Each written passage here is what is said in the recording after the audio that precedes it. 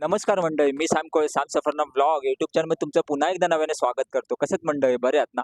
मंडळी, आपल्या चॅनलवरती व्लॉग तर येतच असतात, पण सध्या निवडणूक चालू आहे आणि कोकणात बरेचसे प्रश्न आपल्यासमोर मांडत आहे ब्लॉगच्या माध्यमातून. खरं तर म्हणायला गेलं मंडळी, कोकणामध्ये अनेक समस्या आहेत, जे अनेक नेते पुढारी येतात, पण ते आश्वासन देतात, की आपण करू, पण ते होतच नाही. सो मंडळी, आपण आज ब्लॉगच्या माध्यमातून आपल्या साकुर्डे गावचे एक तरुण तडफदार नेतृत्व आता आमदारकीसाठी आहे.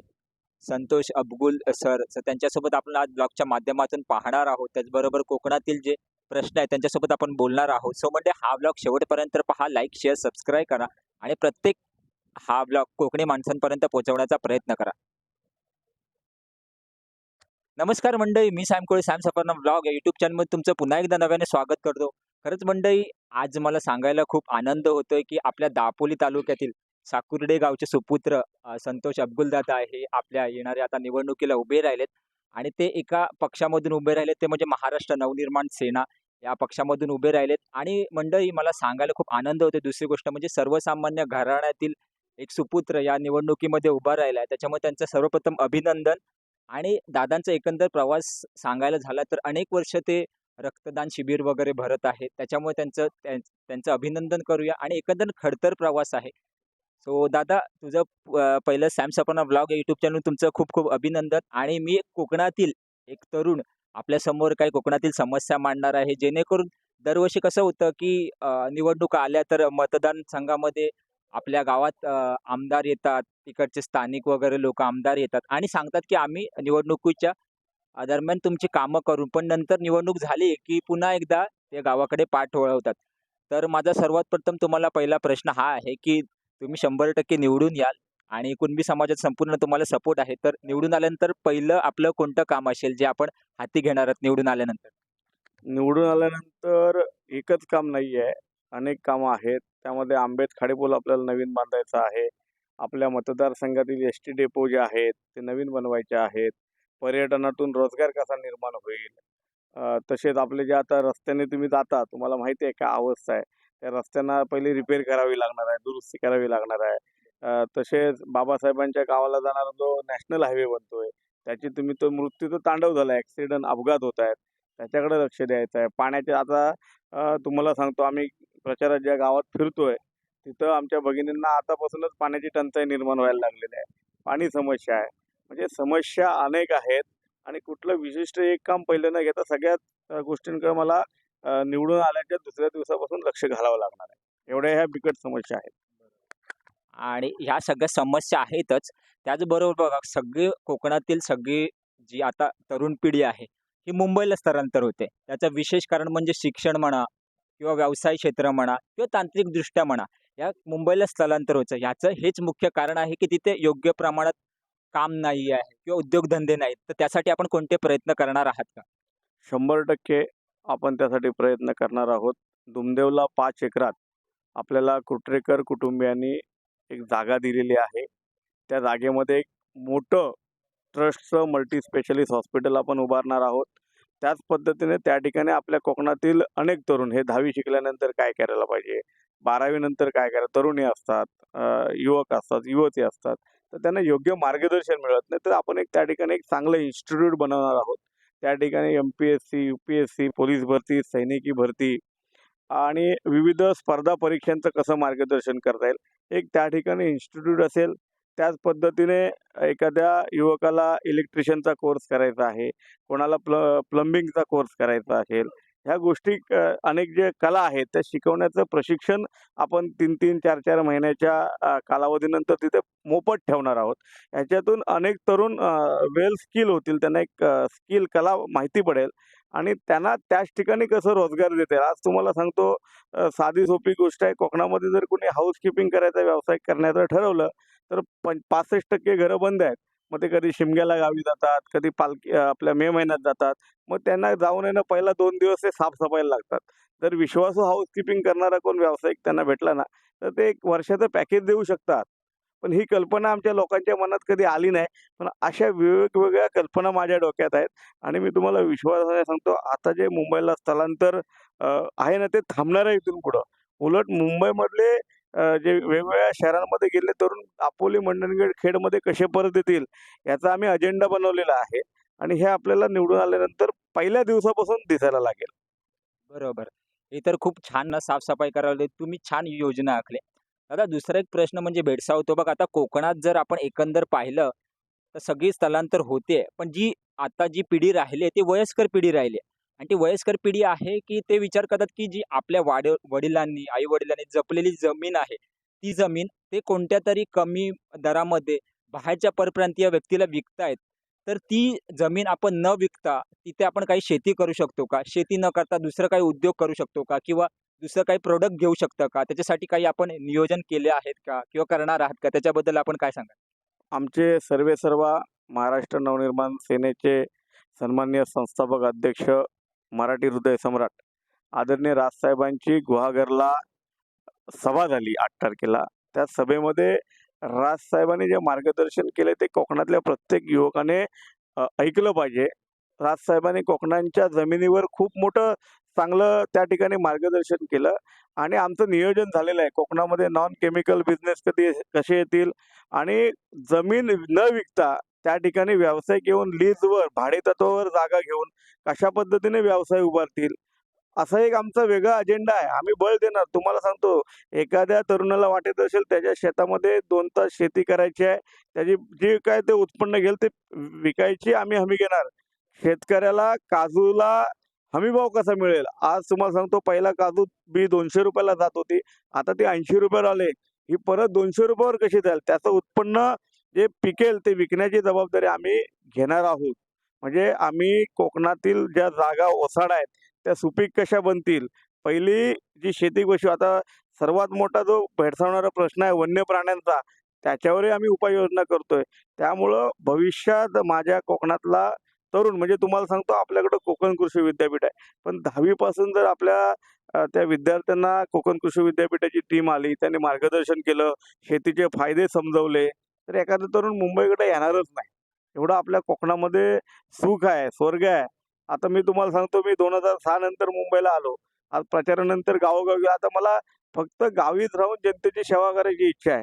म्हणजे फक्त माझे काही मंत्रालयातील कामं असतील किंवा विधान भवनला अधिवेशन असेल किंवा मुंबईला काय तेव्हाच मुंबईला येण्याची इच्छा राहिली. बाकी मला स्वतःला मी ठाम निश्चय केला, की पुढच्या वर्षी माझ्या शेतात मी एकतरी चोंडा आपल्या भाषेत म्हणतात ना, तरवा, चोंडा, एकतरी चोंडा मी पिकवणार आहे. स्वतःचं नाचणी मी उत्पन्न घेणार आहे. स्वतःचं भाताचं उत्पन्न घेणार आहे. मी आता काजूचा बागायतदार शेतकरी आहे. माझ्या स्वतःच्या 800-900 किलो काजू होतात. मी त्या सगळी मेहनत घेतो. त्यामुळे जे युवक पुढे शेती करण्यासाठी येतील, शेतीला पूरक व्यवसाय सांगतो, दुग्ध व्यवसाय आहे. आज आमचे जे तरुण आहेत 20-25 वर्षाचे 10-10 लिटर, 20-20 लिटर दिवसाला दूध विकतायत. गावी त्या ठिकाणी चांगली डेअरीची सोय झाली. अजून चांगल्या नवीन डेअऱ्या कशा येतील, चांगला त्यांना दर कसा मिळेल, त्यांना जे खाद्य आहे, त्यांच्या म्हशी आहेत, गायी आहेत, त्यांना खाद्यपुरवठा कसा येईल, चांगल्या प्रतीचं खाद्य ह्याच्यावर माझा अभ्यास चालू आहे. म्हणजे इथून पुढं दापोली, मंडणगड, खेडमध्ये नव्हे तर पूर्ण रत्नागिरी जिल्ह्यातील तरुणांनी चिंता करायची गरज नाही. हा संतोष अबगुल आपल्या पाठीशी राजसाहेबांच्या आशीर्वादाने आपल्या पाठीशी राहणार आहे. आता आता माझे प्रामुख्याने 3 प्रश्न आहेत. बाबा आपण म्हणतो कोकण हे टुरिझम स्पॉट आहे. कोकण म्हणजे मुख्य आपण म्हटलं टुरिझमचं केंद्रबिंदू आहे. कारण की बरेच लोकं परदेशातील लोकं आहेत ती कोकणात आवर्जून येतात. तर आपण त्यासाठी कोकणात टुरिझम प्लॅन करणार आहात का? पहिला प्रश्न. आणि जे आपल्या दापोली किंवा इतर कोकणातील जी मुलं आहेत त्यांना संघटित करण्यासाठी काही आपण नियोजन केलं आहे का? किंवा करणार आहात का? आणि तिसरा माझा प्रश्न आता मी मुळात येळणे गावचा आहे. तर आमच्या गावामध्ये असं झालंय, की पंचक्रोशीने सरकारने हॉस्पिटल बनवून दिलेलं आहे तिथे. पण ते हॉस्पिटल 1 का 2 वर्ष वापरलं गेलं. पण नंतर त्या हॉस्पिटलची अशी दुरावस्था झाली आहे, की तिथे ढुंकून सुद्धा कोणी पाहत नाही. म्हणजे तिथे ना सुविधा आहेत, ना कोणते कर्मचारी आहेत. म्हणजे कोणीच नाही. तर तिथे कशी परिस्थिती आहे सध्या? कोणी राहत नसल्यामुळे तिथे कोणी ढुंकून सुद्धा जात नाही. मग कसं गावातील जर कोणाला बरं वाटत नसेल, तर दापोलीला न्यावं लागतं. दापोलीवरून मग जर अति क्रिटिकल जर केस असेल, तर तिथून मग मुंबईला घेऊन जावं लागतं. पण त्या मुंबईला नेताना मधला जो प्रवास आहे आपला रस्त्याचा, तो खूप धोकादायक. बऱ्याच वेळेला त्याच्यामध्ये मृत्युमुखीही पडतात. तर त्याच्याबद्दल थोडंसं सांगितलं तर बरं होईल. म्हणजे कोकण टुरिझम प्लॅनबद्दल थोडक्यात सांगा आणि दुसरं आपलं हॉस्पिटल आणि रस्त्याबद्दल सांगा. सो तुम्हाला सांगतो दादा, आता मी गाव टू गाव प्रचार करतोय, घर टू घर जातोय. परवा मी हर्णेला होतो. एवढे पर्यटक आहेत ना, रांगाच्या रांगा लागल्यात. खूप ट्रॅफिक होती. पण त्या पर्यटकांना विचारलं, "तुम्ही आमच्याकडे आल्यानंतर समाधानी झालात का?" मी प्रचारक होतो ना, उमेदवार म्हणून. ते म्हणाले, "तुम्ही आमदारकीला उभे आहे, महाराष्ट्र नवनिर्माण आम्हाला आनंद वाटतो राजसाहेबांनी तुम्हाला तिकीट दिली. पण तुम्ही निवडून आलात ना, पहिले आम्हाला काही देऊ नका. आम्ही पर्यटक इकडे येतो की नाही, आम्हाला चांगले रस्ते द्या."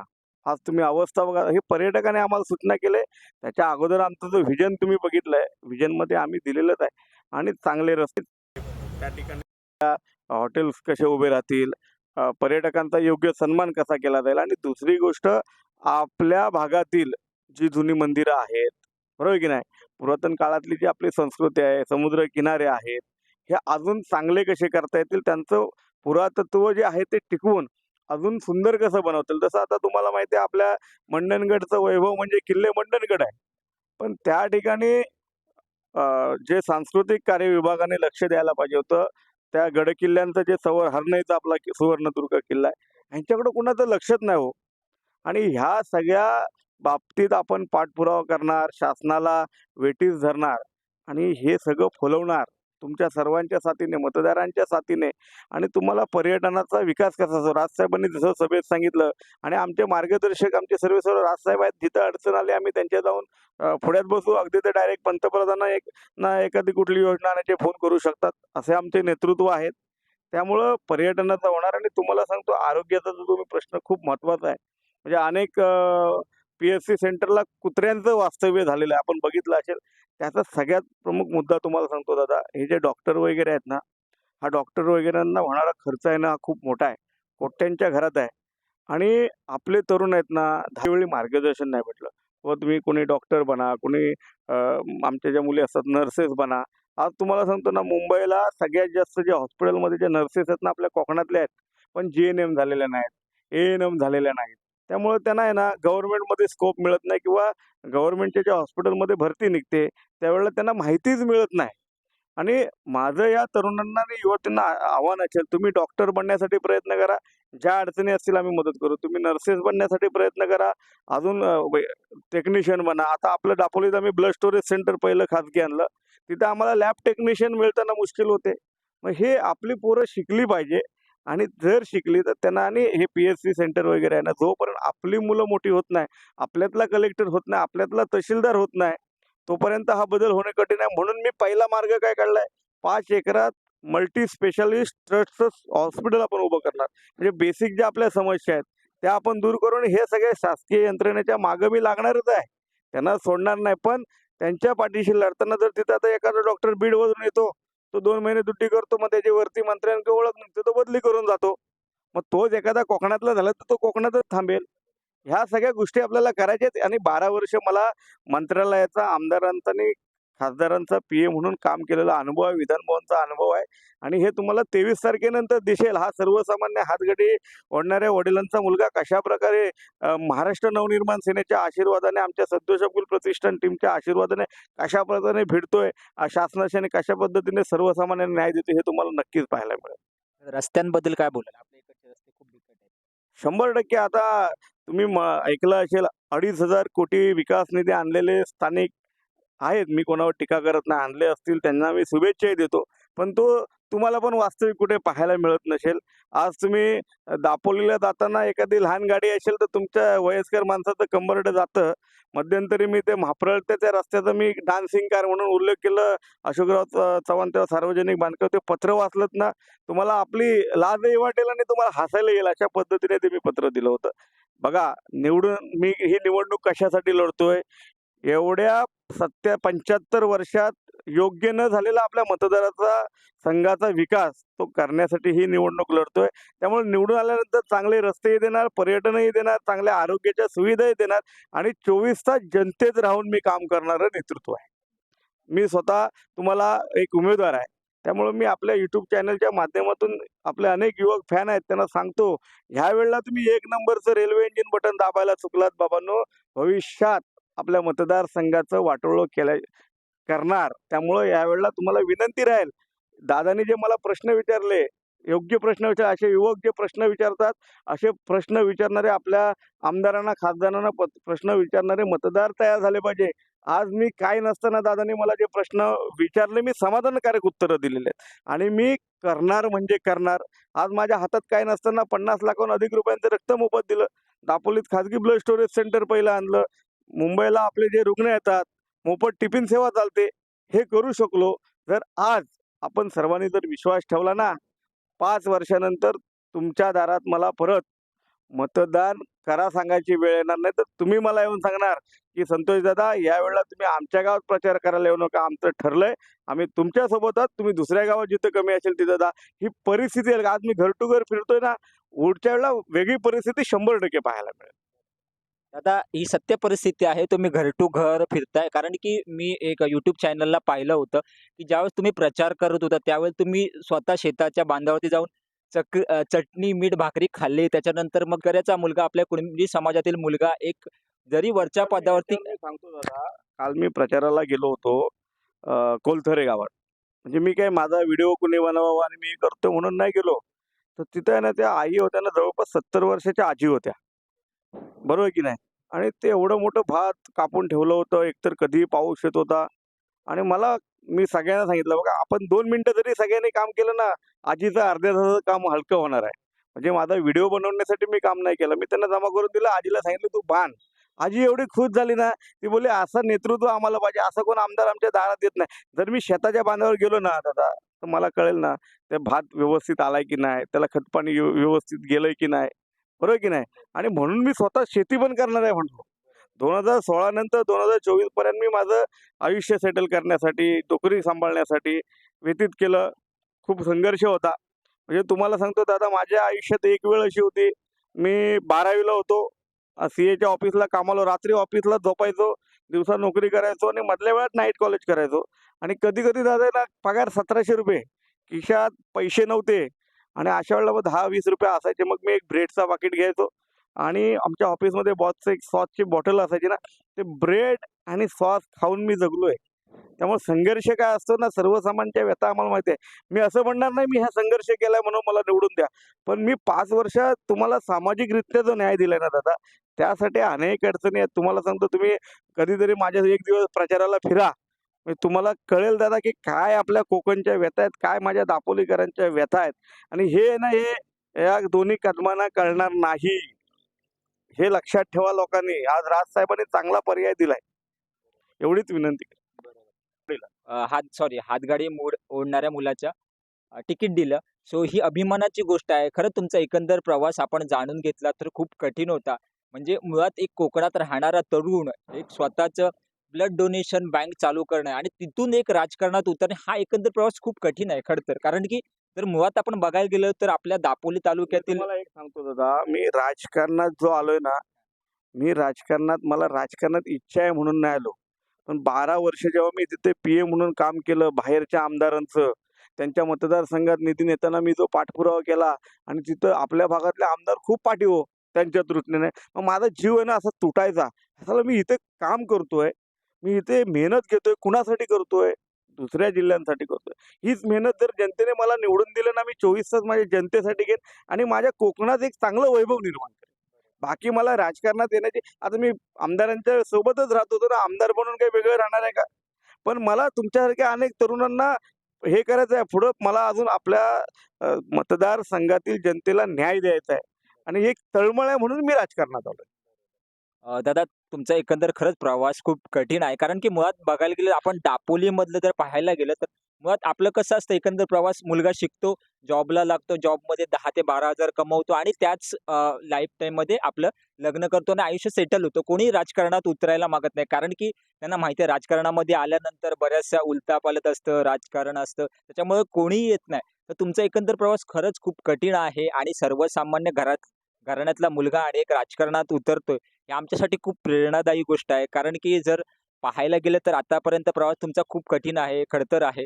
सो दादा तुम्हाला खूप खूप अभिनंदन आणि सॅम सफरनामा ब्लॉग YouTube चॅनलकडून तुम्हाला पुढील वाटचालीसाठी खूप आज खूप शुभेच्छा. आपण आपल्या YouTube चॅनलच्या माध्यमातून एका खऱ्या दापोलीकराची, मंडणगडकराची मुलाखत घेतलीत. मी आपला आयुष्यभर आभारी आहे आणि जे बांधव माझी ही मुलाखत बघतील त्यांनाही विनंती आहे, कृपया करून 1 नंबरचं बटन 20 तारखेला दाबा आणि मला न्याय द्या. माझ्या दापोली मंडणगड खेड मतदारसंघाला न्याय देण्यासाठी मला सज्ज करा.